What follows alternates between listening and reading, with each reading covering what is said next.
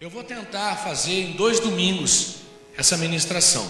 Se eu não conseguir, todo mundo conhece, sabe que o pastor Márcio é um pastor que adora e é apaixonado pela palavra de Deus. E para mim não tem nada melhor do que a palavra do Senhor quando nós a recebemos e quando nós aprendemos e a gente consegue ter o entendimento do que está sendo ministrado e aplica isso na nossa vida, né? O apóstolo Tiago disse: não sejais somente ouvintes, mas também praticantes. Mas se pratica aquilo que se aprende e se entende. Então, eu sou um apaixonado por estudar a palavra, gosto muito de ensinar. Todos sabem que nas nossas reuniões, né, eu procuro de uma maneira bem popular, uma linguagem bem popular, ensinar a mensagem de Deus. E esse tema tocou meu coração desde o mês passado. Já está aí no telão já o tema da mensagem, está aí? Glória a Deus. O que está escrito aí?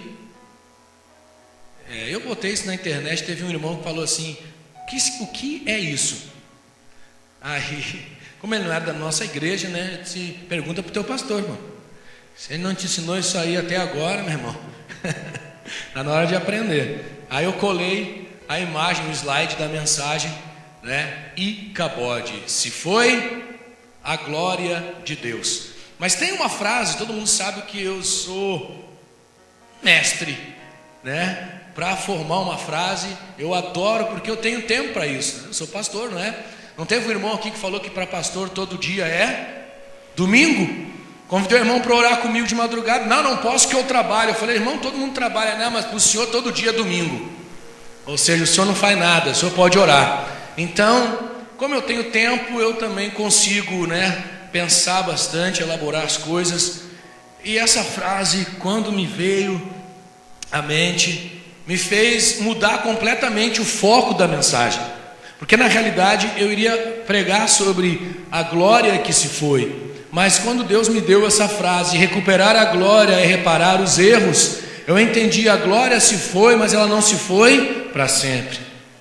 Se perdemos a glória é porque em algum estágio, em algum momento, nós deixamos a desejar. Mas Deus, Ele quer estar conosco sim. Então eu optei em não fazer aquelas pregações que todo mundo adora. Vamos pregar sobre a glória se foi, mas vamos fazer uma campanha poderosa sobre trazer a glória de Deus, e aleluia, e aquele mover todo, aquela gritaria e todo aquele blá blá blá que não leva a nada.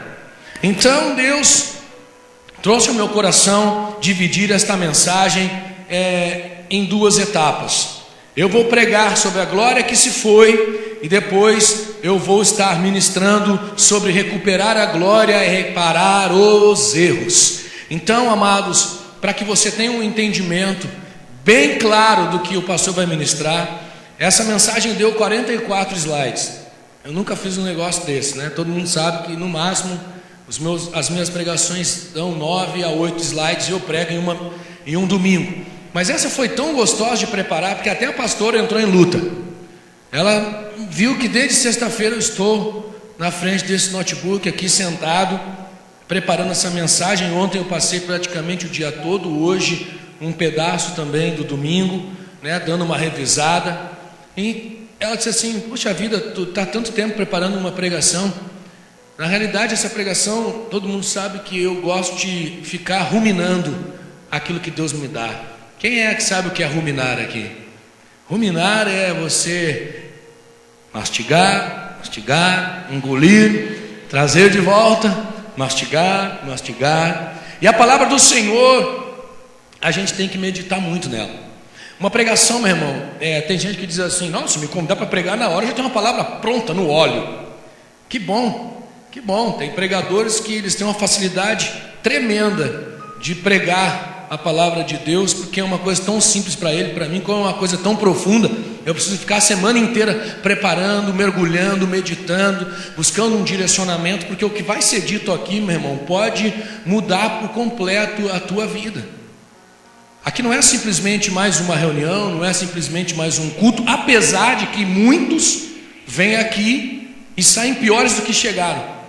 Eu percebo que quando algumas pessoas são confrontadas, e eu acho tão legal do evangelho esse lado, O Evangelho, ele não vem aqui para fazer massagem na alma. O Evangelho, ele vem para confrontar o nosso pecado. Jesus não veio aqui para salvar o pecador dizendo: eu te amo, fofinho, lindinho, amadinho, venha como estás e fique como estás. Não. Jesus veio para romper aquilo que dividia o homem, que separava o homem de Deus. E não era o véu, não, era o pecado. O véu espiritual que nos separa de Deus é o pecado. Então, o Evangelho, ele precisa confrontar nosso pecado, precisa nos mostrar aonde nós precisamos ser transformados. E se não houver transformação, não há fruto. E se não há frutos dignos de arrependimento, meu irmão, não há salvação. Você vai ser um bom guitarrista, um bom tecladista, um bom cantor, um bom pregador, um bom membro de igreja, mas não será um bom salvo. E o importante, o objetivo, o propósito é que você seja salvo e habite na glória com Deus. E esse evangelho parece que se sumiu das igrejas. Se sumiu. Toda vez que você liga a TV, escuta o rádio, liga a internet, você vê milhares de ofertas para atrair pessoas até a igreja. E o pior é que nós nos enganamos a nós mesmos. A gente cria uma estratégia, porque o crente adora dizer que ele é estrategista, mas eu não conheci ninguém mais estrategista do que Deus. Ele é que tem as estratégias. E o ser humano adora dizer: nós aqui na igreja criamos uma estratégia de Deus para ganhar as pessoas. E nós criamos várias estratégias para atrair as pessoas, mas para mantê-las na igreja, a gente cria outras estratégias que não são espirituais, que são mundanas.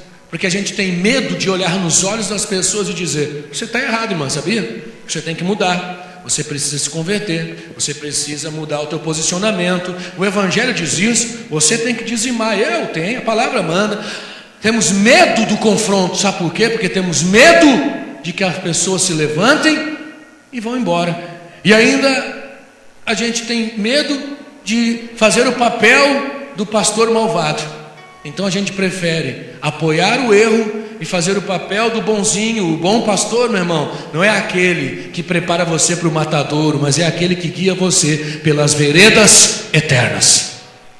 O bom pastor não é aquele que olha para você e diz assim: tudo bem, meu amor, tudo bem, queridão, tudo bem, minha bênção, não tem problema, todo mundo erra um dia, mas o cara já está errando faz anos.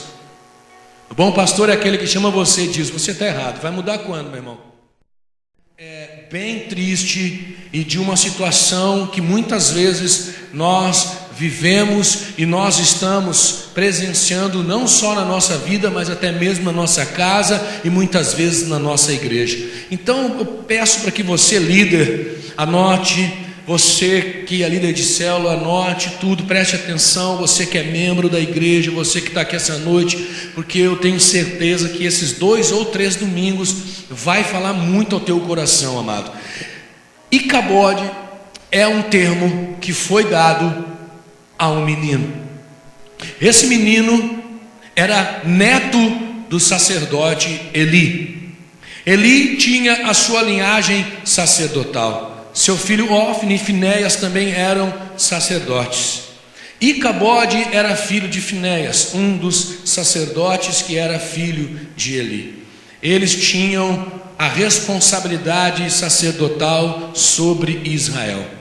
Naquela época, como não é diferente de hoje, mas sim espiritualmente são as nossas batalhas, Israel vivia sempre, em confronto e batalha com os seus inimigos, porque não eram poucos aqueles que queriam tomar o poder e queriam se apoderar das terras aonde Israel estava, aonde eles se colocaram. E uns dos inimigos mais difíceis e adversários diretos de Israel foram os filisteus, porque desde que Israel foi plantada na terra prometida, isso dificultou demais o crescimento, até mesmo financeiro, e o desenvolvimento dos filisteus. Então havia uma guerra ali tanto política como também espiritual, porque eles sabiam e conheciam e já tinham ouvido falar do Deus de Israel.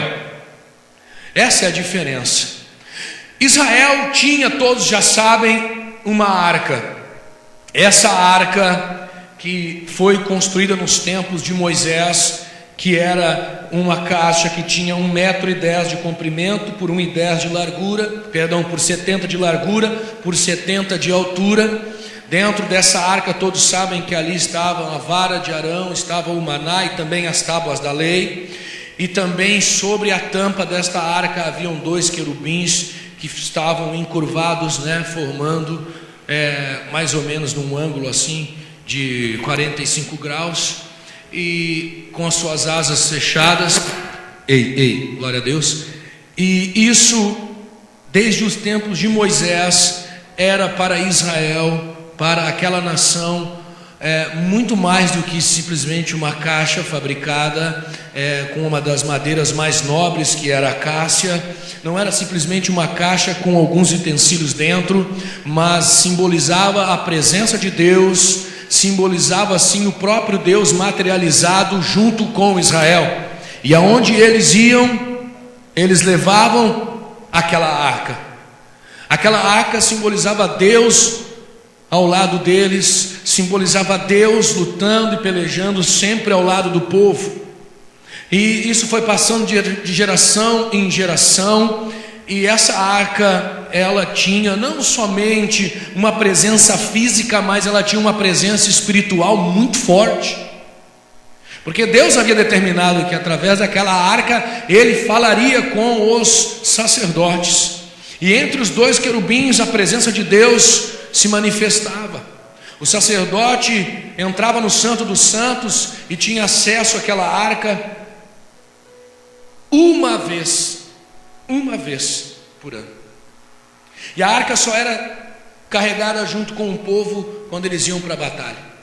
Mas o que aconteceu, se tudo estava indo de acordo com o que Deus tinha determinado? O povo tinha uma reverência muito grande pelaquela arca, o povo tinha um apreço muito grande, e eles tinham um cuidado enorme com a arca. Mas chegou um tempo em que Israel se tornou aquilo que nós hoje estamos acostumados a ver. Israel se tornou uma geração muito distante de viver aquilo. Quando nós falamos da igreja de hoje, nós comparamos a igreja de hoje com a igreja primitiva. Quando nós comparamos Israel deste tempo, do sacerdote Eli, nós comparamos eles junto com aquela geração de Moisés, porque por mais que aquela geração fosse uma geração rebelde, uma geração ingrata, uma geração que estava sempre murmurando, Deus falava muito com o povo através de Moisés. Mas chegou um tempo em que Deus parou de falar, principalmente neste período. Deus começou a falar muito pouco, e Israel começou a viver de uma forma religiosa, porque já não ouvia mais a voz de Deus. E todo crente que não escuta a voz de Deus começa a se tornar um grande religioso. Esse é um grande perigo que nós corremos. Mas não foi porque Deus quis torná-los religiosos, mas foi porque o proceder, foi porque o caminhar, foi porque as atitudes de Israel começaram a distanciar Deus cada vez mais deles. Enfim, para nós resumirmos, de repente Israel passa por um período bem complicado, num momento de guerra, e aquele tempo era um tempo onde não podia se descansar um minuto sequer, porque haviam vários inimigos que queriam tomar as terras de Israel. E os filisteus se encorajaram para enfrentar Israel. A arca estava numa cidade chamada Siló, aonde Deus ainda falava meio que frequentemente naquele lugar. Lá tinha um profeta chamado Samuel. E de repente, quando Israel percebeu que seria atacada e confrontada pelos filisteus, imediatamente mandaram ir buscar a arca e trazer a arca para que eles pudessem ir para a guerra. Antes disso, os filisteus, em um primeiro ataque, mataram mais de 30 mil israelitas. Os filisteus tiveram um grande avanço e viram, eles não são tão fortes assim. Então, quando eles sentiram o baque do primeiro confronto do inimigo, parece que tem gente que adora ser confrontado pelo inimigo. Nem o primeiro baque assusta ele. Ele tem que levar o segundo, o terceiro até cair no chão. Eles desesperadamente mandaram buscar a arca em Siló. E foram buscar a arca. E trouxeram ela. E quando ela entrou dentro da cidade, ali onde eles estavam acampados, foi um alvoroço, uma gritaria. O povo se encheu de euforia, porque o povo viu a arca, mas não viu Deus. Mas o povo gritou tanto, a euforia foi tão grande, que os filisteus ouviram os gritos e o bater dos pés e tiveram medo. Quando eles viram que os israelitas se encheram de coragem e de euforia, eles tiveram medo. Mas só tem um detalhe, meu amado: o inimigo sabe quando nós estamos cheios de euforia ou tomados do poder. Há uma grande diferença em euforia e tomados de poder e autoridade. O inimigo sabe. Quantos aqui na igreja se enchem de euforia, saem daqui, agora vai ser diferente, e no outro dia Satanás diz: eu vou te mostrar que não vai ser diferente, coisa nenhuma, vai ser do mesmo jeito como sempre foi. Se vai euforia e tudo acaba. E os filisteus, grande, no combate morreram muitos israelitas. Morreram Ofni e Finéias, os filhos do sacerdote Eli. A arca foi tomada. Ofni e Finéias tinham sido mortos à espada. Eli, quando ouviu isso, o sacerdote, o pai, ouvindo isso, a Bíblia relata que ele caiu de sua cadeira e morreu. E a notícia começou a se espalhar. O caos se instaurou. A arca tinha sido levada embora. E de repente, quando a notícia era dada para Eli, sua nora, que esperava no seu ventre uma criança, ouviu a notícia. E ouviu que o seu cunhado, o seu esposo tinham sido mortos à espada, e que a arca tinha sido levada. E nesse mesmo momento ela entra em trabalho de parto. Um parto prematuro. E ali as mulheres tentam reanimar ela, tentam, fazer o parto, as parteiras, e tentam animar ela, porque ela apagou. E de repente, quando nasce a criança, um menino, que era o sonho de toda mulher judia, ganhar um filho homem, um herdeiro, um descendente, nem isso trouxe de volta o ânimo para aquela mulher que estava ali desacordada, praticamente morta. E as mulheres que estavam fazendo o parto diziam: veja, você teve um filho homem. E nem isso trouxe ânimo para aquela mulher, que viu que tudo havia se acabado. Nem a notícia que toda mulher judia queria ouvir trouxe alegria ao coração dela, porque as coisas que para ela eram mais valiosas já tinham se ido. O marido, o sogro, o cunhado e a arca do Senhor. Parece que o mundo ali para ela se acabou, que nem o nascimento do filho trouxe esperança de volta ao seu coração. Mas ela ainda teve fôlego para pelo menos batizar a criança e colocar o nome. E foi naquele momento de alento que ela coloca o nome de Icabode, ou Icabô. Se foi a glória do Senhor. Ela ainda teve fôlego para dizer. Já que para nós hoje o nome próprio de uma pessoa não tem muita relevância no seu significado, mas para os hebreus tinha.